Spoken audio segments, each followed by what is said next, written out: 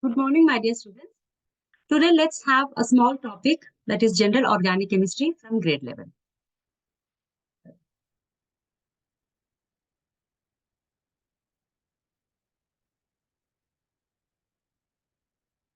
So, today our topic is general organic chemistry.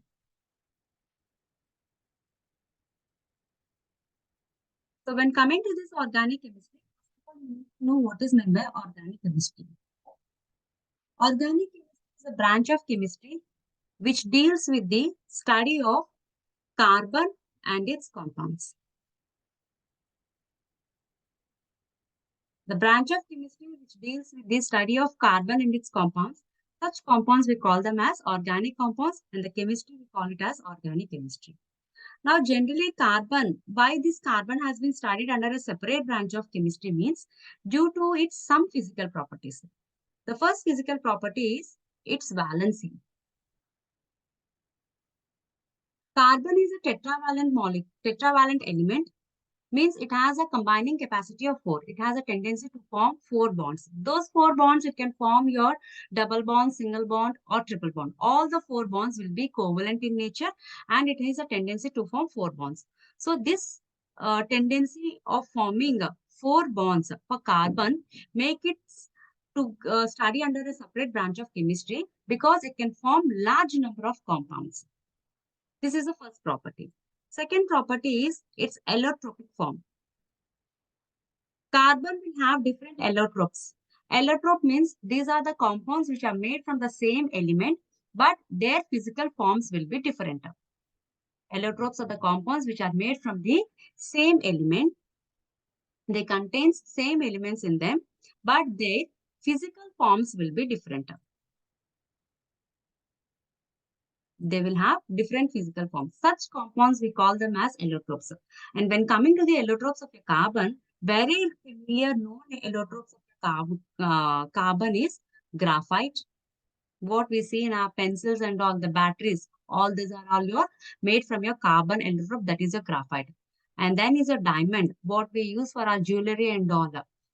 Diamond, fullerene, next Buckminster fullerenes. All these are the different types of allotropes we can make from your carbon, and they contain very n number of carbon atoms in them. And graphite is a very hard substance which is having a 2D layer like structure, and diamond is harder than graphite, which is having a 3D layer like structure. And graphite is a very good conductor of electricity, even though it is made from your non-metal carbon. So this is the other reason why we study carbon under a different branch of chemistry. And very important last part here we can say is not like another third important part here, that is the catenation property. Carbon has an ability to show catenation property. Catenation in sense, it can form your long chain-like structures.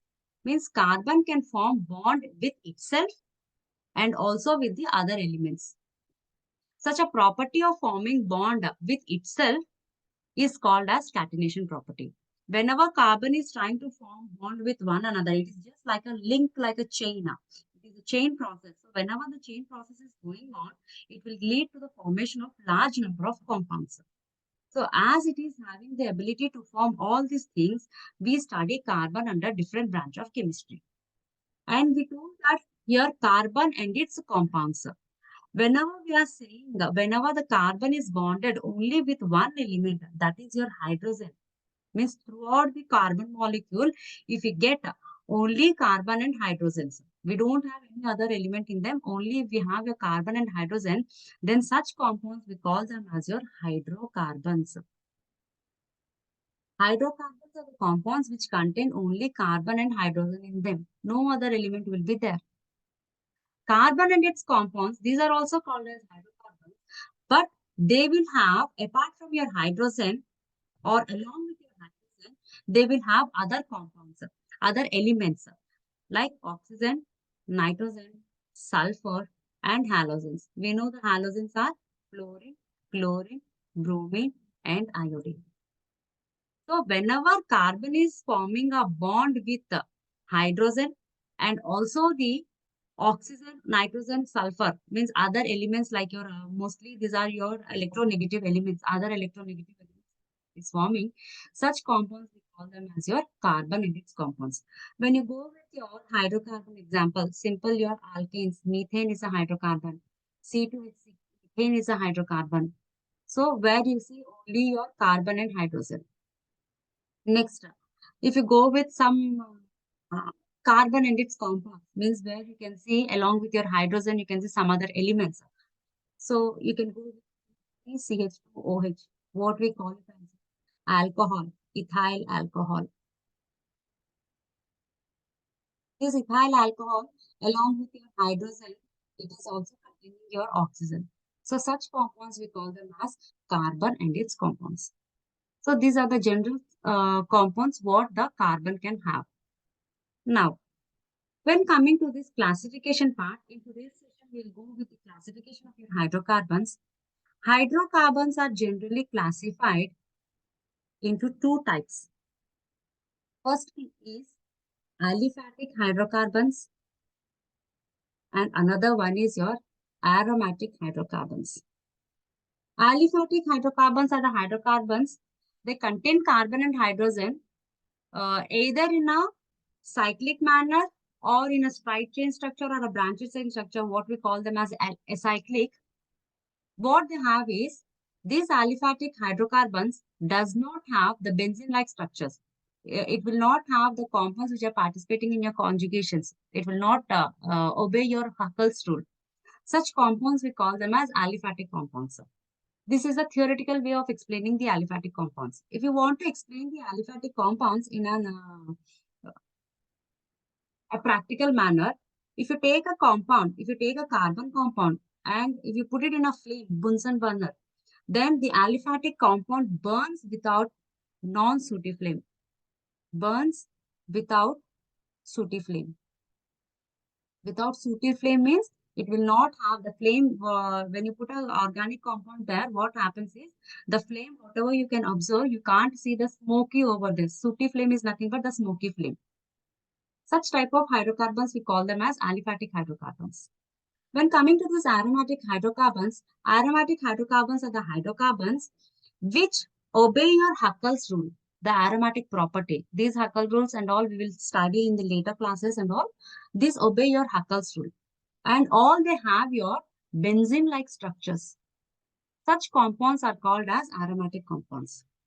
And these aromatic compounds, if you want to prove it practically, all they have a sooty flame. When you burn your aromatic compound, they give you sooty flame, means the smoky flame will be observed. For example, at your home, whenever you're lighting your camphor, when you light your camphor, you can see a sooty flame coming at the top of your or the yellow color flame. That is called as aromatic. If the compound is aromatic, then you can observe such type of flames. Right. So this is regarding your aromatic compounds. So hydrocarbons are basically divided into two types.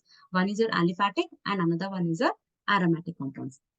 And in these aliphatic hydrocarbons, we say it will have both alicyclic and cyclic compounds. Alicyclic means a straight chain structures or a branched chain structures where you can't see the cyclization over there. Cyclization means like this, somewhere like this. All the carbons are forming bond with among themselves in a cyclic manner. If you're not seeing any cyclic structure, simply you're having a carbons in a straight chain or in a branched chain, then we call them as alicyclic compounds. And both alicyclic and cyclic aliphatic hydrocarbons are further divided into three families. The first family is your alkane family. Second is your alkene family. Third is your alkyne family. So alkanes are the hydrocarbons, the first family we are talking here. Alkanes are the hydrocarbons which contains a single bond between your carbons. If a carbon is having single bonds between any of the carbon in a carbon chain, if you find a single bond, then such carbons, such hydrocarbons, we call them as alkanes. And all these alkanes will have a general molecular formula of CnH2n plus 2.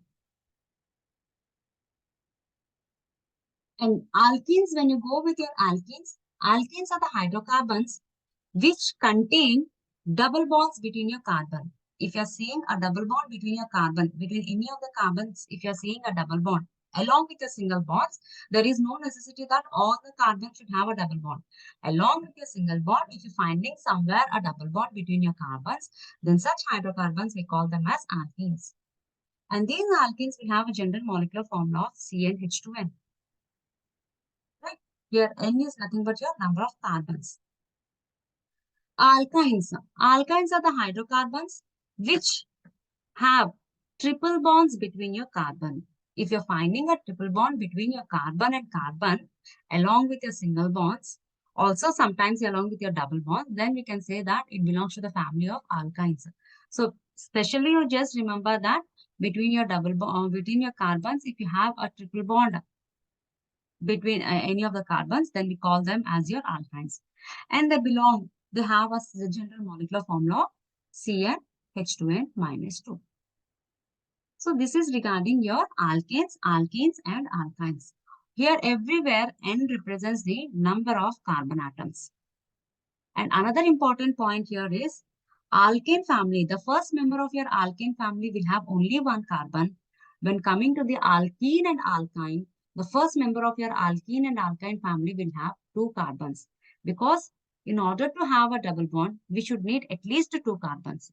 So the alkane and alkyne is possible only if we have a chain, if you have a hydrocarbon system containing at least two carbons in them. Such a thing we call it as, what is that? Alkenes and alkynes. Alkenes and alkynes, they have at least two carbon atoms in them. I think this first part of your aliphatic system is understandable for you. Okay, we will do the next things, the aromatic systems, in the next session. Thank you.